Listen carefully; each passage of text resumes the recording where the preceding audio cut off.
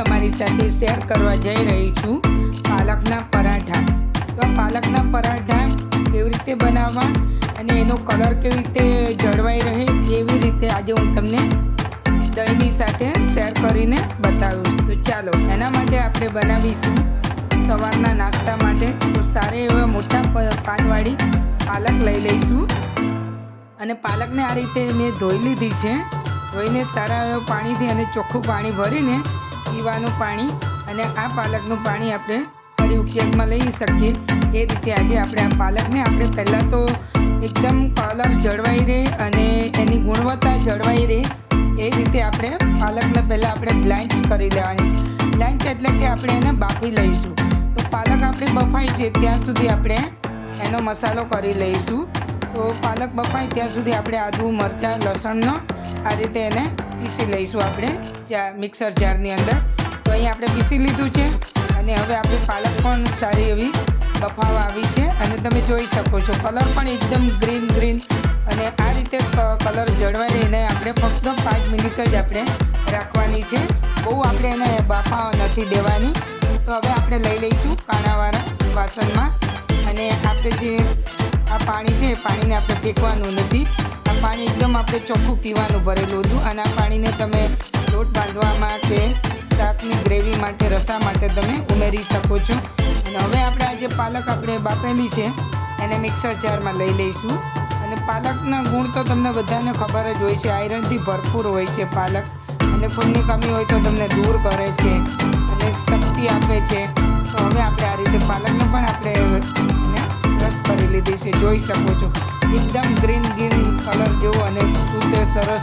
તો હવે આપણે આ પાલકને આપણે લઈ લઈશું મોટા વાસણમાં જ્યાં આપણે એનો લોટ બાંધવાનો છે। તો આની અંદર આપણે ઘઉંનો લોટ ઉમેરીશું અને ત્યાં સુધી આપણે મસાલા ઉમેરી દઈએ। મસાલામાં આપણે આદુ લસણ મરચાંની પેસ્ટ અને 1 ચમચી ધાણા જીરું, અડધી ચમચી આપણે હળદર અને ડાયજેસ્ટ માટે આપણે અજમો લઈ લઈશું। બધાને ખબર જ હોય છે અજમાની ગુણ પણ સારા હોય છે। અને હવે આપણે જીરું લઈ લઈશું અને અહીંયા આપણે મેજિક મસાલો એટલે કે મેગી મસાલો થોડો લઈ લઈશું, એટલે બાળકોને ખૂબ ભાવતો હોય છે। અને હવે આપણે લઈ લઈશું દાણા અને સ્વાદ અનુસાર આપણે મીઠું અને હવે આપણે આને અડધું લીંબુ આપણે નીચવી દઈશું તો ખૂબ સરસ લાગે છે આ પરાઠા આ રીતે। અને હવે આપણે એમાં ઘઉંનો લોટ ઉમેરી દઈશું। તો ઘઉંનો લોટ જેટલો આપણે પાલકમાં આવે એટલો લોટ આપણે અંદર લઈ લઈશું। તો અહીંયા મેં જેટલો આપણે પાલક હોય તો પાલક અહીંયા આપણે 400 જેટલી હતી એટલે બધું સાફ કરતાં અંદર આપણે 200 ગ્રામ જેટલી થઈ જતી હોય છે। અને હવે આપણે થોડું ઘી ઉમેરીશું। તો ઘી ઉમેરવાથી ખૂબ જ ટેસ્ટ લાગે છે અને પાલક જો બાળકો કંઈ ના ખાતા હોય તો આ રીતે તમે બાળકોને પાલકના પરાઠા બનાવીને આવું કંઈક આપી દો તો બાળકો ખાઈ લેતા હોય છે અને બાળકોને ગુણકારી ગુણ કરતું હોય છે। તો હવે આપણે આ રીતે જે પાલકનું પાણી લઈ લઈશું, થોડું આપણે પાણી જરૂર પડે તો લઈશું। તો અહીંયા થોડા પાણીની જરૂર પડી છે।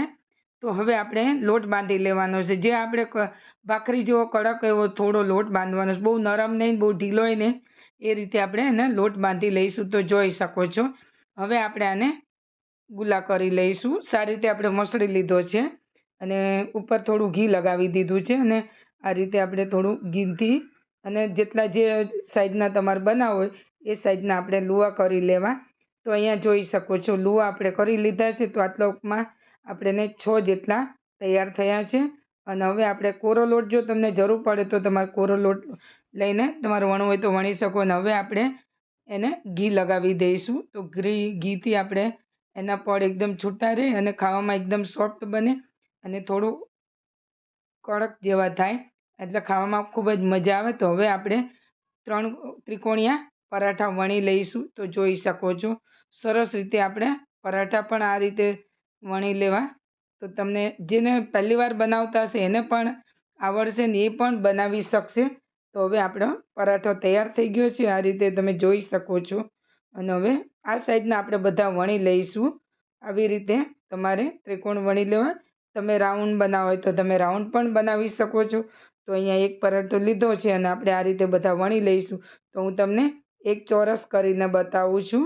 તો આ રીતે આપણે ફરી પાછો એક રાઉન્ડમાં વણી લઈશું મોટા રોટલા જેટલું અને પછી એના ઉપર આપણે ઘી લગાવી દઈશું। ઘી કે તેલ તમે બંને લગાવી શકો છો. તો અહીંયા આપણે તેલ લઈ લીધું છે અને હવે આ રીતે લગાવીને એને ચોરસમાં આપણે બનાવી લઈશું. તો તમે ચોકરમાં બનાવી શકો છો, ત્રિકોણમાં બનાવી શકો છો, રાઉન્ડમાં બનાવી શકો છો. તો હવે અહીંયા મેં તમને 2 રીતના બતાવ્યા છે. તમે રાઉન્ડમાં પણ તમે આ રીતે બનાવી શકો છો. અને હવે આપણે ચોકરમાં એને વણી લેવાનું છે. તો આ રીતે હું તમને બતાવું છું. તો આ રીતે તમારે બધા પરોઠા વણી લેવાના છે. તો હવે આપણે ચોકરમાં સારી રીતે વણી લઈશું. જોઈ શકો છો કેટલા સરસ એવા ગ્રીન દેખાય છે. તો તમારે આ રીતે ના બનાવો હોય તો તમે ડાયરેક્ટ પણ પાલકને ઝીણી કટ કરીને બનાવી શકો છો.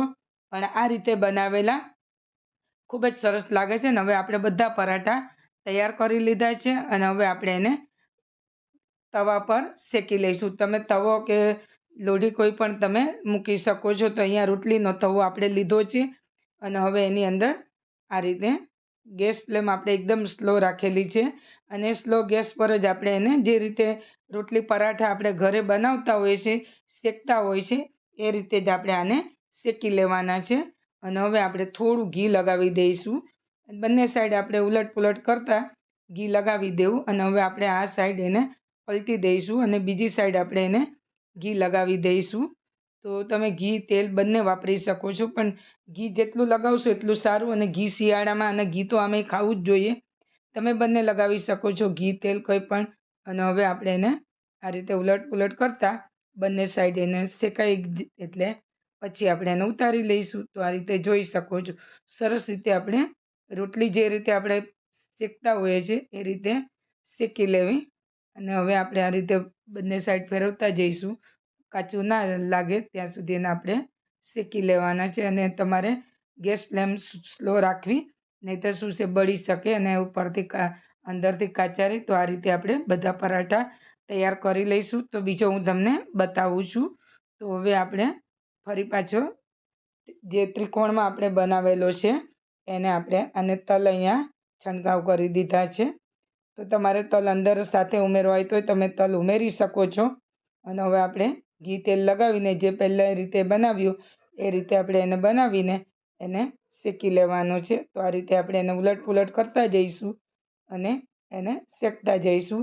અને આ રીતે એને તમારે દબાવતા જવું એટલે શું છે કે અંદર શેકાઈ જાય. તો આ રીતે તમે જોઈ શકો છો એકદમ આપણે વણાતા જ તૂટી જાય છે એવા એકદમ સોફ્ટ અને પોચા અને ખાવામાં ખૂબ જ ટેસ્ટી. તો હવે તૈયાર છે આપણા. રેસિપી પસંદ આવે તો એક લાઈક આપી દેજો અને ચેનલ પર જો નવા આવ્યા હો તો સબસ્ક્રાઈબ કરવાનું ભૂલતા નહીં. ફરી પાછા મળીશું આપણે નવી રેસિપી સાથે.